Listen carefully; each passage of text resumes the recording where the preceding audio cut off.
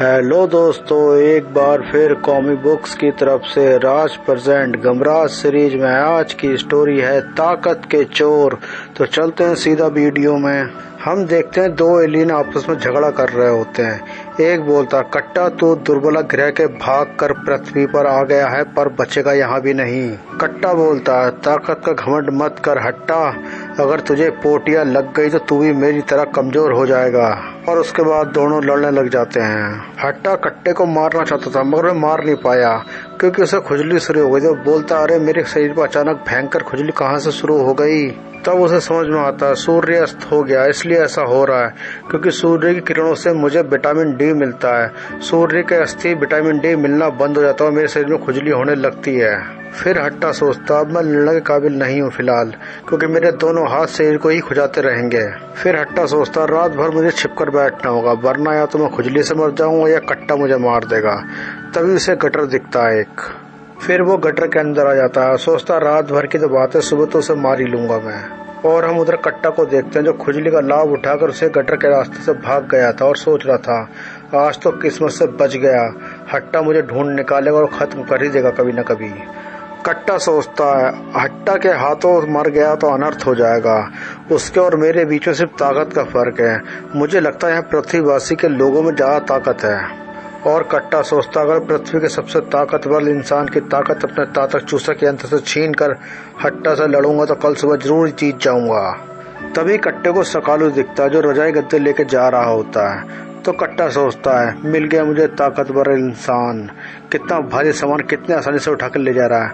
मुझे लगता है इससे ताकतवर इंसान कोई और होगा नहीं। मगर कट्टे को यह नहीं पता था रजाई गद्दे हल्के होते हैं और कट्टा उसके पीछे लग जाता है चूसक यंत्र लेकर। तभी रास्ते में कट्टा उसे पकड़ लेता और बोलता, मेरा नाम कट्टा है और मैं तुझे बता देना चाहता हूँ कि मैं तेरी ताकत खींचने आया हूँ। सकालू बोलता है, मेरी ताकत वो तो ठीक है पर तुझे मेरी ताकत होने का शक कैसे हुआ रे। कट्टा बोलता है, क्योंकि तूने भारी सामान कितने आराम से उठा रखा है। तो सकालू बोलता है, अबे तो गद्दे रुई के होते हैं। मगर कट्टे को कुछ नहीं पता था, बस वो चूसक यंत्र सकालू के लगा देता है और थोड़ी देर में सकालू की हालत ऐसी होती है जैसे मरगिल्ली होती है। फिर वो सोचता है, मेरे शरीर पर रखे गद्दे अचानक पलंग जैसे भारी क्यों होते जा रहे हैं। और कट्टा अपना मीटर देख के सोचता है, शरीर की ताकत दिखाने वाला मेरा पावर मीटर बता रहा है इसकी ताकत मेरे शरीर पर आनी शुरू हो गई है अब। और सकालू की हालत बहुत बेकार हो गई थी। वह सोच रहा था, इस बेवकूफ को नहीं पता कि ये जो खींच रहा है वो ताकत नहीं कमजोरी है, क्योंकि ताकत तो मेरे पास है ही नहीं। अगर ये कमजोरी भी मेरे शरीर से निकल गई तो मेरा क्या होगा। फिर सकालू सोचता है, इससे बचने का एक ही रास्ता है। मेरी समझ में आ रहा है कि गद्दे सारे उठा के इस कमबख्त के ऊपर खींच के मारूं। और उसके बाद दोनों गिर जाते हैं, सकालू कमजोरी से और कट्टा गद्दों की शक्तिशाली धक्के से। तभी वहाँ गमराज आ जाता है। तो सकालू बोलता, गुरु बचाओ, तुम तो पान खरीदने के लिए रुके थे, आने में इतनी देर क्यों लगा दी। फिर गमराज सकालू से बोलता, मैं पहले ही कह रहा था कि तू रिक्शा कर ले, मगर तुझे 2 रुपए बचाने से अब गिर गया ना। तभी गद्दे के नीचे से आवाज आती है, कोई है तो मुझे बचा लो। फिर गमराज गद्दा हटा लेता और बोलता, तुम कौन हो। तो सकालू बोलता है, गद्दे मत हटाना गुरु, ये ताकत का चोर है। ये अपनी ताकत चूसक यंत्र से मेरी ताकत छीन रहा था, देखो मुझसे खड़ा भी नहीं हुआ जा रहा अब तो। उसके बाद गमराज उसके पिछवाड़े पर लात मारता और बोलता, ये बात है तो अब ये भी नहीं खड़ा हो पाएगा। फिर गमराज उसे मारते हुए बोलता, बोल तू कौन है और सकालू की ताकत क्यों छीन रहा था। फिर गमराज उसे गर्दन पकड़ते हुए बोलता, अरे कमबख्त, तुझे ताकत ही चाहिए तो किसी जिम में चला जाता, तूने मेरे सिंगल पसली दोस्त सकालू की ताकत क्यों छीनी। और कट्टा बोलता है, मैं तो सोच रहा था कि सकालू सबसे ताकतवर इंसान है। तब कट्टा गमराज को धक्का देकर और झाड़ू निकाल कर बोलता है, उसकी ताकत से मेरे शरीर में चिड़िया की ताकत से भी कम ताकत आई और उस पागल की ताकत से मैं एक पृथ्वीवासी से पिट गया। फिर कट्टा बोलता, पर ये पृथ्वीवासी किसी जिम का नाम ले रहा था, शायद वहाँ ताकतवर लोग रहते हो, मुझे ताकत लेने वहीं जाना होगा अब। उसके बाद कट्टा वहाँ से भाग जाता है।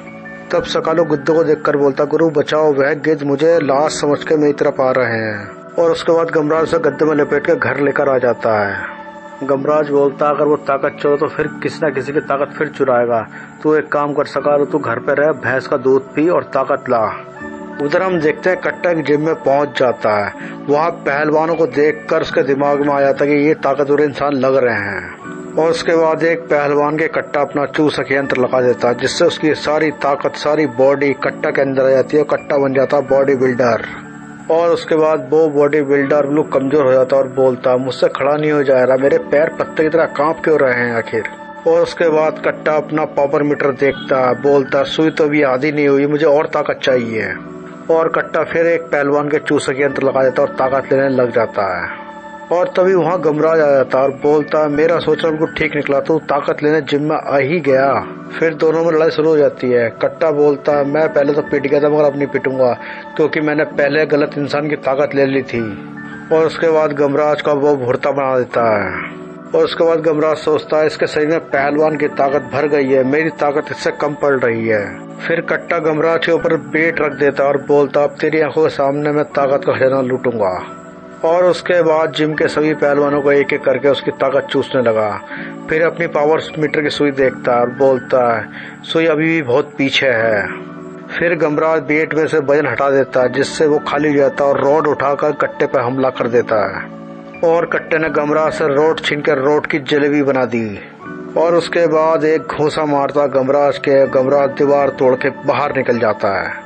कट्टा सोचता है, पृथ्वी में आकर मुझे ताकत का खजाना ही मिल गया। और उसके बाद कट्टा एक एक करके जो बच्चे कुछ पहलवान की उनकी भी ताकत चूसने लगा वो। फिर कट्टा सोचता, कल सुबह हट्टा की आखिरी सुबह होगी, वो कल रात्रि का चांद नहीं देख पाएगा। फिर पावर पॉइंट देखता और बोलता, पावर मीटर की सुई अभी आधी घूम चुकी है, मुझे इसे पूरी घुमानी किसी तरह, और ताकत चाहिए मुझे। उसके बाद कट्टा एक पहलवान का पोस्टर देखता और सोचता है, अगर इसकी ताकत मिल जाए तो एक ही झटके मेरी सुई पूरी हो जाएगी। और उसके बाद कट्टा एक पहलवान को पकड़ लेता, उसे गर्दन दबा देता और बोलता, बता ये कहाँ मिलेगा, कौन है ये। और वो पहलवान बताता है कि ये जिम का मालिक पिंग पोंग है।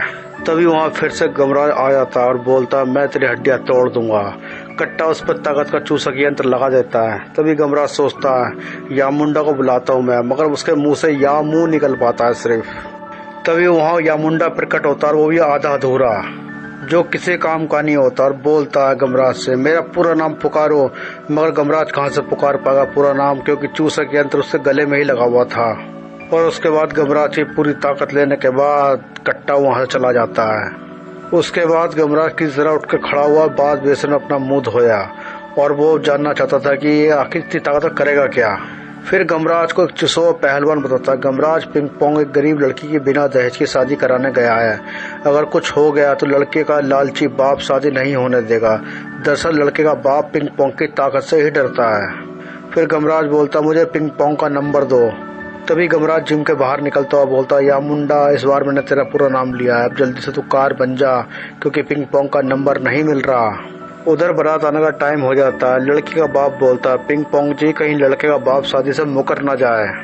तब पिंग पोंग बोलता है, अगर वो मुकरा तो अपने घर वापस बिना जबड़े के जाएगा, क्योंकि मैं उसका जबड़ा उखाड़ दूंगा।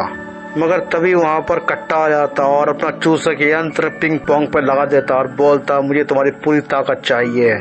फिर लड़की का बाप हाथ जोड़कर बोलता है कि छोड़ दो इन्हें, नहीं तो मेरी बेटी की शादी नहीं हो पाएगी। तभी वहाँ गमराज आ जाता, बोला, तुम्हारी बेटी की शादी जरूर होगी। कट्टा बोलता, तू यहाँ भी आ गया। और उधर पिंग पोंग की हालत ऐसी हो रही थी जैसे चुसा हुआ आम हो। उसके बाद गमराज यामुंडा को बुला लेता है। यामुंडा कट्टा के पीछे टक्करें मार रहा होता है। यामुंडा सोचता है, ये भैंसा मुझे काम करने ठीक से नहीं दे रहा। और उधर पिंग पोंग की मूंछों की ताकत भी जा रही थी। उसके बाद कट्टा अपना पावर मीटर देखता और बोलता है, सुई अभी भी थोड़ी सी घूमनी और बाकी है। मगर कट्टा उसी टाइम यामुंडा को पकड़ लेता और बोलता, बाकी ताकत इससे लूंगा।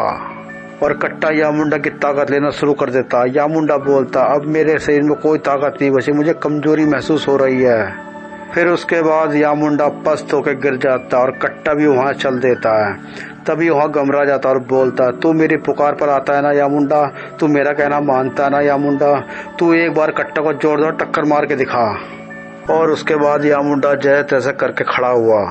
फिर धीरे धीरे करके कट्टा के पास गया और टक्कर मार दी। मगर यामुंडा की टक्कर इतनी मरी हुई थी कि कट्टा का कुछ भी नहीं हुआ। फिर यामुंडा बोलता, स्वामी का आदेश था, मानना तो पड़ता ही। मगर इस टक्कर से कट्टा का तो कुछ नहीं हुआ, मगर यामुंडा की चारों टांगें फैल जाती हैं। कट्टा बोलता, ये तो खुद ही गिर गया। यामुंडा बोलता, क्षमा चाहिए स्वामी, क्षमा। तभी गमराज के दिमाग में एक आइडिया आता है। वो हवन कुंड में एक लकड़ी डाल के जलाकर उसकी मसल बना लेता है। फिर उसी मसाल से कट्टा को मारता है, जिससे कट्टा अपना चूसक यंत्र छोड़ देता है और उसके बाद गमराज उसको चूसक यंत्र उठाकर उसके ही लगा देता है और कट्टा की सारी ताकत अपने अंदर लेना शुरू कर देता है वो। उसके बाद गमराज उसकी इस ताकतें लेता लेता यामुंडा की ताकत भी उसके पास आ जाती है, उसके सिंग निकल आते, उसकी पूंछ भी निकल आती है। उधर कट्टा मरिल बन के गिर चुका था। तभी कट्टा सोचता है इतनी ताकत का लालच क्यों किया मैंने, जितनी थी उसी से मेरा काम हो जाता। तभी कट्टा सोचता है चिड़ियों की चहचहाट यानी कि सुबह होने वाली है, अब हट्टा मुझे सूंघता हुआ यहाँ पर आ जाएगा और मेरी पिटाई कर देगा। और कट्टा का सोचना बिल्कुल ठीक निकला। तभी वहाँ हट्टा आता है, उसे गर्दन पकड़ उसे उठा लेता है और हट्टा बोलता है सम्राट कट्टा आखिर तो मुझे मिल ही गया। तब कट्टा गमराज से बोलता गमराज दरअसल मुझे इसी शैतान को खत्म करने के लिए ताकत चाहिए थी और मैंने ताकत प्राप्त भी कर ली थी, मगर तुमने सब गड़बड़ कर दिया, अब ये मुझे मार डालेगा। और हट्टा बोलता अब तो मेरे हाथों नहीं बचेगा कट्टा। और हट्टा उसे मारते हुए बोलता तेरे घेरे पर मेरा राज होगा सम्राट हट्टा का, तेरे नागरिक मेरे गुलाम बनेंगे। तब गमराज सोचता कुछ ना कुछ करना पड़ेगा। कट्टा गमराज से बोलता नहीं गमराज, ताकत चूसा का प्रयोग इस पर मत करना क्योंकि इस पर उल्टा असर होता है, यानी उल्टे तुम्हारी ताकत इसमें चली जाएगी। उसके बाद गमराज एक मुक्का मारता हट्टा के जोरदार। उसके बाद गमराज सोचता मैं इसे अपने ताकत के बल पे ही मार दूंगा। उसके बाद हट्टा के पिछवाड़े पर गमराज यामुंडा का सर मारता है, जिससे हट्टा आसमान में उछल जाता है। फिर गमराज बोलता ताकत लेने का तरीका सम्राट कट्टा का भी गलत था, पर उसने किसी की जान नहीं ली। तू उसकी जान लेने की कोशिश कर रहा था, तू उससे ज्यादा बड़ा मुजरिम है। उसके बाद गमराज बोलता ले पिंग पोंग ब्रांड घुसा और मारता उस पे, वो फिर उछल जाता है। उसके बाद गमराज उसे उछाल के ऐसा फेंकता और बोलता तू सीधा अपने ग्रह पर जाकर रुकेगा। उसके बाद गमराज सम्राट कट्टा से बोलता है ये सब क्या था, कौन था वह सम्राट हट्टा। फिर कट्टा बोलता है गमराज दरअसल पृथ्वी से दूर दो ग्रह हैं, हम दोनों ग्रहों के सम्राट हैं, यानी कि एक का मैं और दूसरे का हट्टा।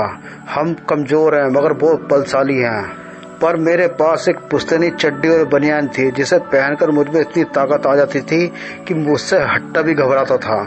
ये चड्डी बनियान मेरे लक्कड़ दादा ने परदादा को दी थी, परदादा ने दादा को दी थी और दादाजी ने मुझे दी थी, मैं अपने पोते को दूंगा। और जब तक ये हमारे पास रहेगी हट्टा हम पर हमला नहीं कर सकता। बरसों से ये चड्डी बनियान को धोया नहीं गया था, मेरा भाग्य खराब था जो मैंने उसे धोकर रस्सी में सूखने के लिए डाल दिया तो उसे चील उड़ा कर ले गई। और मैं बोलता रहा हाय विजय का प्रतीक चड्डी बनियान चील ले गई। और ये बात पता चलते ही हट्टा मुझे ललकारने के लिए मेरे घेरे पर आ गया। फिर हट्टा बोलता युद्ध कर, अगर तू जीत गया तो मेरी प्रजा तेरी गुलाम, अगर मैं जीत गया तो तेरी प्रजा मेरी गुलाम। और सम्राट होने के नाते मैं मुंह नहीं छिपा सकता था। उसके बाद हम लड़ते लड़ते पृथ्वी पर आ गिरे और उस शैतान को खत्म करने के लिए मुझे किसी भी कीमत पर ताकत चाहिए थी। और कट्टा बोलता बस गमराज मेरी बस यही कहानी थी, मैं जानता हूँ किसी की भी चीज छीनो तो वह उसे आसानी से नहीं देता। फिर मैं तो ताकत छीन रहा था पर हट्टा को सबक सिखाने के लिए, और इसकी सजा मुझे मिलनी चाहिए। पृथ्वी के हिसाब से तुम मुझे जो सजा दोगे मुझे मंजूर है। फिर गमराज बोलता नहीं सम्राट कट्टा, हम पृथ्वीवासी दुष्ट नहीं हैं, हम तुम्हें सजा नहीं क्षमा देंगे। फिर गमराज बोलता मर जाने से पहले ये बताते जाओ कि मैं ठीक कैसे होऊंगा और जिनकी ताकत ली उनमें ताकत कैसे आएगी। और उसके बाद कट्टा गमराज को सब कुछ बता देता है कि कैसे कैसे ताकत आएगी उनमें। उसके बाद गमराज चूसक यंत्र को अपने अंदर लपेट कर उसका सिरा कमजोर व्यक्ति या जिसकी ताकत ले ली गई थी उसे दे देता है, जिससे ताकत उसके अंदर आ जाती है दोबारा वही ताकत। और ये प्रयोग सबसे पहले करता है यामुंडा पर, और यामुंडा बिल्कुल ठीक होकर खड़ा हो जाता है। और गमराज सबको ताकत देने के बाद अपने साधारण शरीर में लौट आता है। उसके बाद गमराज बड़ा सा पैकेट कट्टा को देता और बोलता सम्राट कट्टा यह लो पृथ्वीवासी के ताकत के तोहफे, जैसे बॉर्नवीटा, दूध का पाउडर, च्यवनप्राश इत्यादि, इसे खाकर तुम्हारे ग्रह के लोगों में ताकत आ जाएगी। फिर कट्टा बोलता अच्छा गमराज अलविदा, मैं तुमको याद रखूंगा। फिर वहाँ जितने पहलवान तो वो कहता हमें भी याद रखना। तो दोस्तों इसी के साथ आज की स्टोरी खत्म होती है। प्लीज चैनल को लाइक और सब्सक्राइब जरूर करें ताकि आगे की वीडियो आपके पास पहुंचती रहे। तब तक के लिए गुड बाय।